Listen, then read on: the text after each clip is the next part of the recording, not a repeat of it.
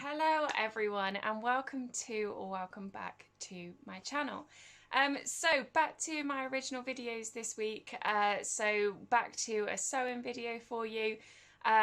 Last couple of weeks I've had an allotment vlog, a week in my life vlog, just easing myself back into the YouTube world and the filming world. So this week I'm discussing with you what it is that I'm doing to prepare for winter. So obviously we have things like making coats, making jackets, maybe making thicker trousers now that winter's coming in regards to sewing garments, but I'm talking about the other stuff that I'm doing, other sewing projects in order to prepare for winter. So I don't know about you, but I'm not keen on putting the heating on yet. It is September, end of September, but it just feels too early, especially with this year's energy prices. So I'm making sure that I'm wrapping up warm, jumpers, socks, all of those things, just to prevent putting the heating on just yet, because it is going to be expensive this year. Now, these aren't going to be life-changing things necessarily for you, but they're just ideas of little things that are going to help, not only to reduce the energy bills and needing to put the heating on less, but just a couple of other things for winter that I've done, just sewing project wise, just to prepare. So first one, and I will have a tutorial on this one following this introduction. First one, is this a draft excluder? So I don't know about you, but we get drafts, or giraffes as I used to call them before I knew better, under all of our doors, and they're really annoying. So I've just made a few draft excluders. I've made a few already, but I've made this one with you today on this video later on.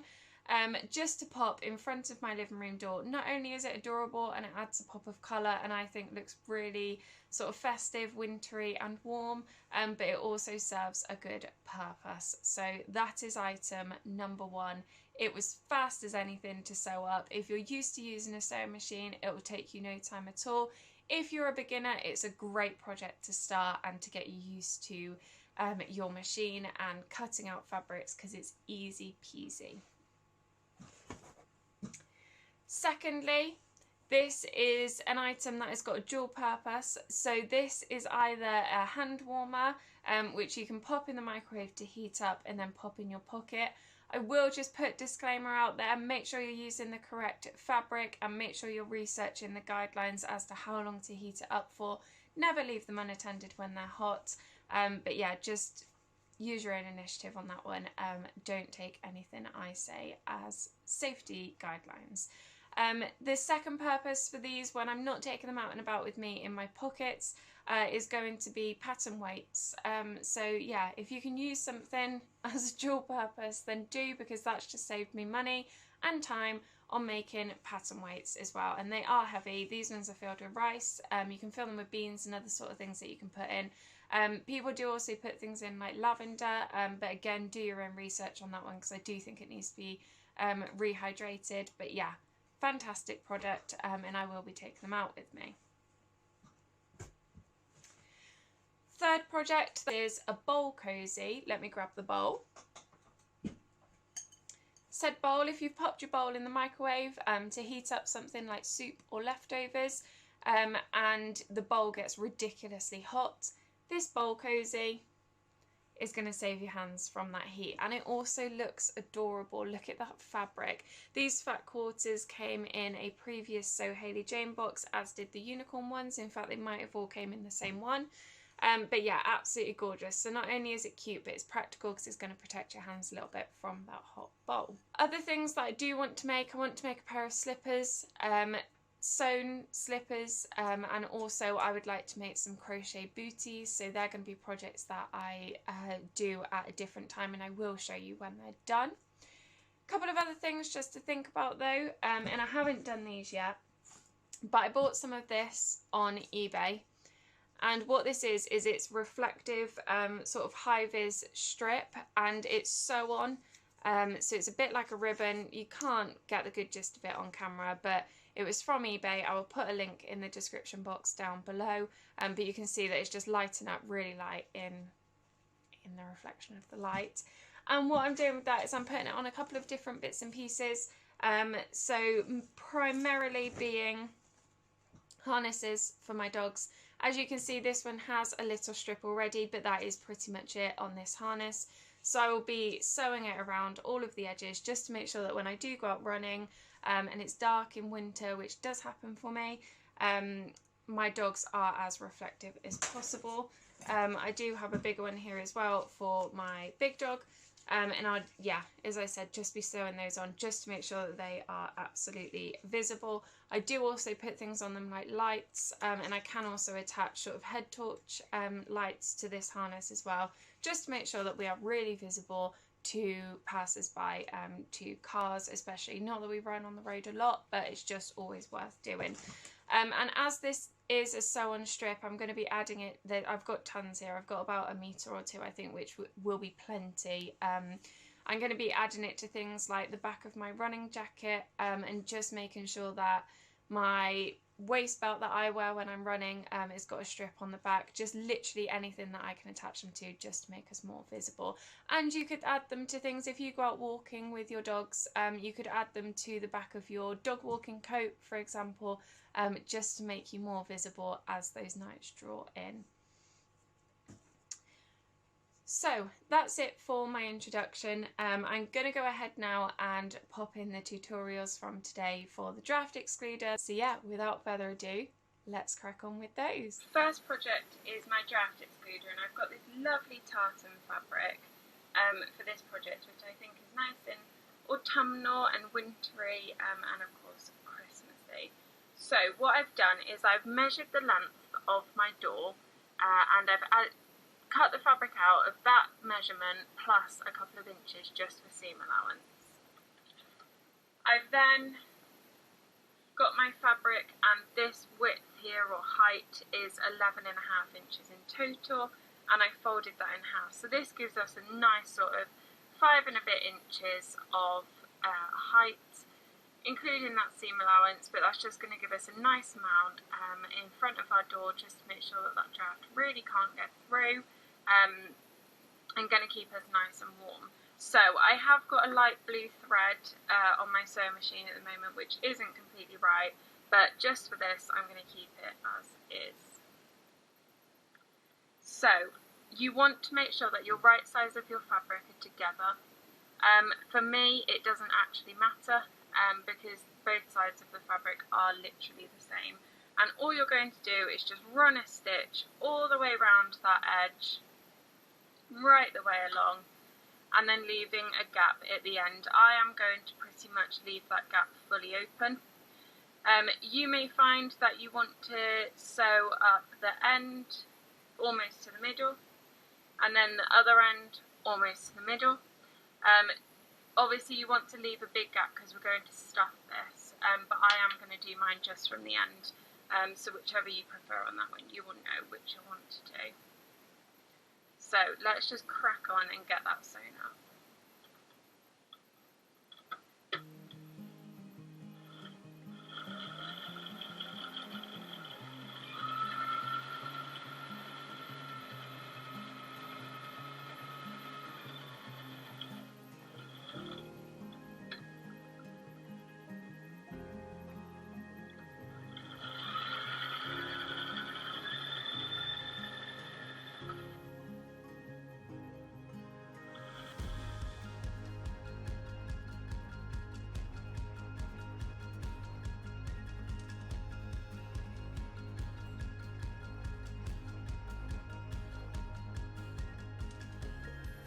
Now I've come to the end, and this is all open here on this length here. I'm just going to go in by about ½ an inch just to create that corner, and then other than that, all of that I'm going to be leaving open.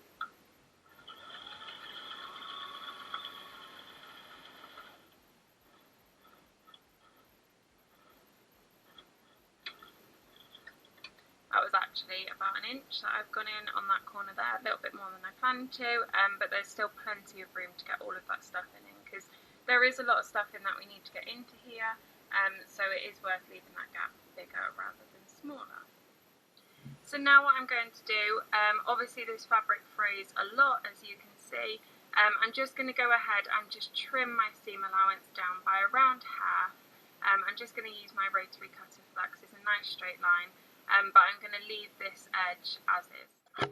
And that's that all done. So I've just trimmed down my seam allowance slightly, and you can see here this open edge I've left as is.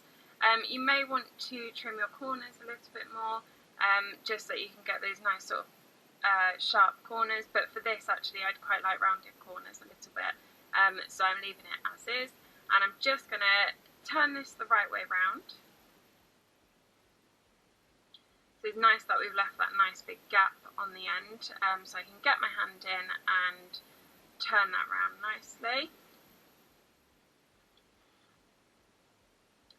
There is our main shape of that Draught Excluder now. So this is a really quick project. I mean, if you're a sewer already, you know your way around a sewing machine. I mean, you could get this out in half an hour easy, and it would make a nice gift as well actually for people. And what I'm going to do is this opened end here, I'm going to get my stuffing. So I am actually using soft toy filler for this one. You could use literally anything. So anything that you've got around the house could be used for this. So old clothes, maybe your kids' clothes, t-shirts, things like that, stuff this with it. Old cushions, stuff this with it. Obviously you'd have to take them apart to get the innards out. But anything that you have got scraps from previous sewing projects, I actually don't have any because I've made a few of these already and given them away and used up all my scraps. So yeah, get whatever it is that you're filling this with. Obviously you can use toy filling as I am, but it's preferable to recycle something if you've got it.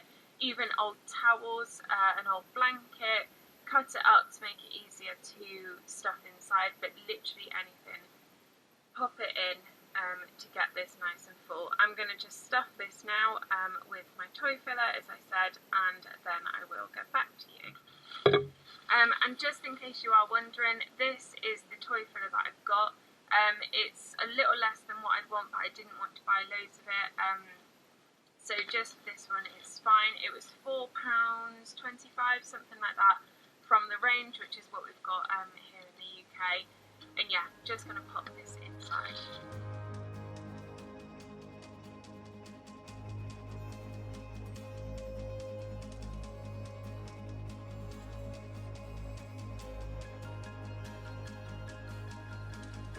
Just finishing up this stuffing now, and that has used almost all of that whole bag of toy filler. There's just a little bit left in there, so hence why I said recycle stuff, reuse stuff that you've already got lying around.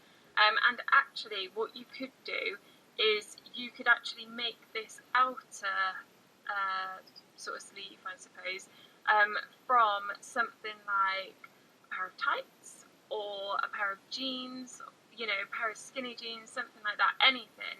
A sleeve off of a jumper like this one. If it's an old one, cut the sleeve off or cut the leg off, sew up one end as we've done, stuff it, and then sew up the other end. And that's a really great way to recycle things. I think it would look really cool made out of an old pair of jeans. But yeah, just get creative. So here, this is our open end. What I'm doing is I've got these ends here of the fabric, if you can see, and I'm just tucking those back in on themselves, and I'm going to pin them in place. A bit messy on camera, and obviously the stuffing is trying to fly out as well.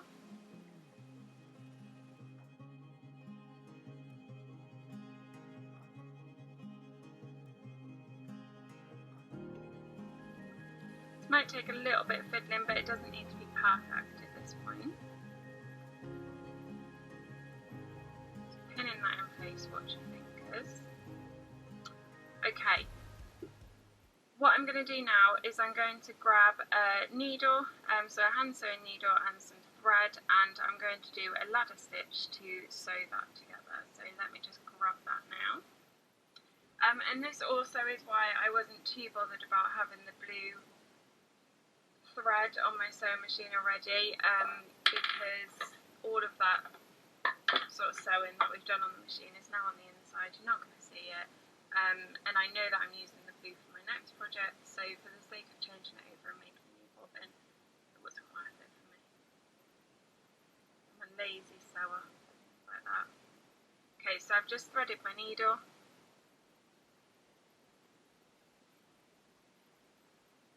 Tying a knot at the end. Okay, and then for your ladder stitch, now I'm not the best at hand sewing at all, particularly when I'm on a funny angle, trying to film at the same time, but I'm just going to go into that inner layer.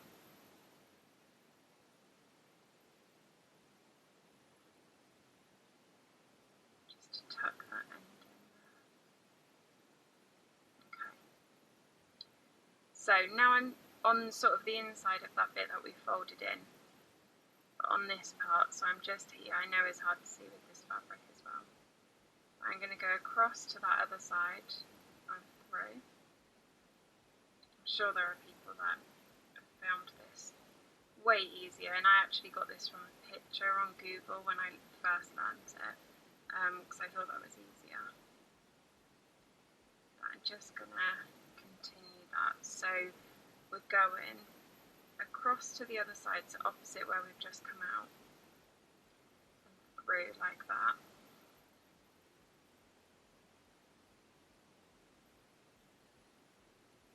And then we've just come out here, so on the opposite side I'm going to go in and down. And what that's doing, that when I pull that together, it's pulled this nice and tight to each other, and you can't see the stitches. So we've come out here on this side, so opposite that is here, down, and pull that tight. Okay. Speed this bit up now. Just to click on there.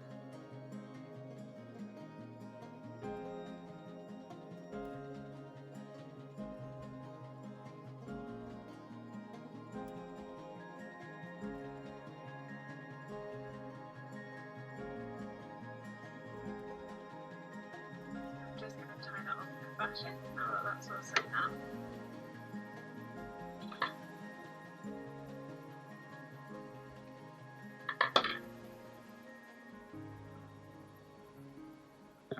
And there we have it. So that's my hand sewn end, that's my machine sewn end.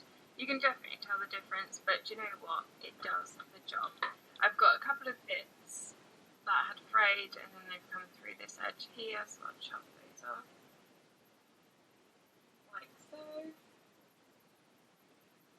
But there we have it. It's bumpy and rubbish at stuff and stuff. It always comes out bumpy.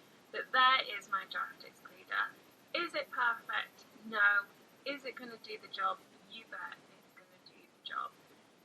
So yeah, that will go against my door in my living room. It's going to create a pretty decoration for winter, and it's going to serve a purpose by stopping that draught from coming under my living room door. So I absolutely love it. It's exactly how I wanted it. Do give it a try. I think it's worth it. Keep that room warm, keep the heat in that you're getting if it's sort of from the radiator, if you're just heating up one room. Absolutely perfect. So yeah, give it a try and let me know if you do. So that brings me to the end of today's video. I do hope that you've enjoyed watching it and it's given you some ideas of things that you can make ahead of winter.